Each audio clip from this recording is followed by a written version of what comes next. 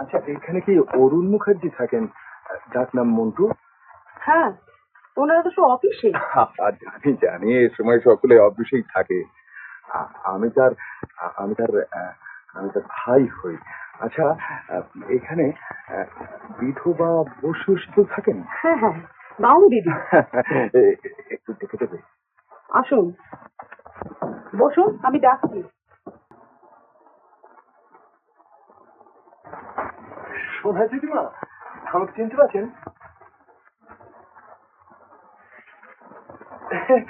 আমি আমি বীরু, মানে যতীন, আপনার খুঁড়তো দেওয়ার ছেলে।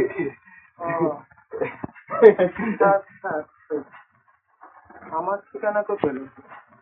আগে আপনার গ্রামের বাড়িতে গিয়েছিলাম, সেইখান থেকেই আপনার ঠিকানা। বলে কি দরকার? বসবো? বসো।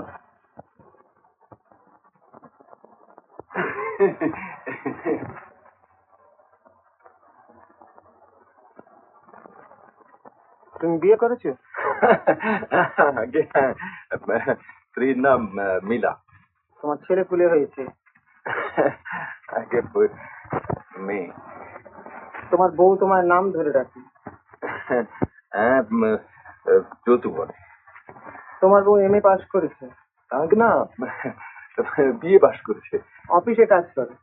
হ্যাঁ, কিন্তু আপনি কি করে এত? হ্যাঁ, তোমার বউ মিলু তোমাকে আমার কাছে পাঠিয়েছে, বলেছে আহা আমাদের সোনা জাটিমা একা একা গায়ের বাড়িতে আছে, আমাদের আপনজন, যাও তাকে গিয়ে নিয়ে এসো। হ্যাঁ, ঠিক ধরেছেন। মিলা বললো। বললাম তো, কি বললে?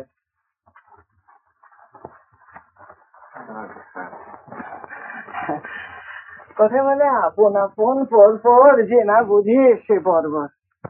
বাবা, আমি আবার এই কলকাতার জল খেয়ে আপন পর বেশ বুঝতে পারছি। তুমি আমার আপনজন, কত আপনার ভেবে এসেছ। মাইনে কত বাবা? বাহ, তোমরা স্বামী স্ত্রীতে চাকরি করবে, সিনেমা দেখবে, ফুর্তি করবে, আমি সারাদিন তোমার বাচ্চাটিকে দেখাশোনার জন্য মাইনে দেবে? আপনি আমাদের সোনা জ্যাঠাইমা, আমাদের আপন। জানি বাবা, তুমি আমার কত আপনজন। মাইনে কত? 15 টাকা। 20 টাকা? 20 20 20। বেশ কথা। কাপড় চোপড় তো নিশ্চয়ই দেবে, সে নিয়ে আর আপনজনের সঙ্গে কি কথা বলবো। আর একবেলা আটক চাল, ডাল, ঘি আর একটু দুধ, আর একবেলা মুড়ি টুড়ি হলেই চলবে। তাই? না বাবা, শুধু শুধু তাই বলো না, আগে বাড়ি যা, রাতে বইয়ের কাছে শুয়ে পরামর্শ করো, তারপর সে যদি রাজি হয় তখন ঠিক এই সময় চলে এসো। ছুটির দিনে এসো না কিন্তু, ছুটির দিনে আবার এ বাড়ির আপনজন থাকে।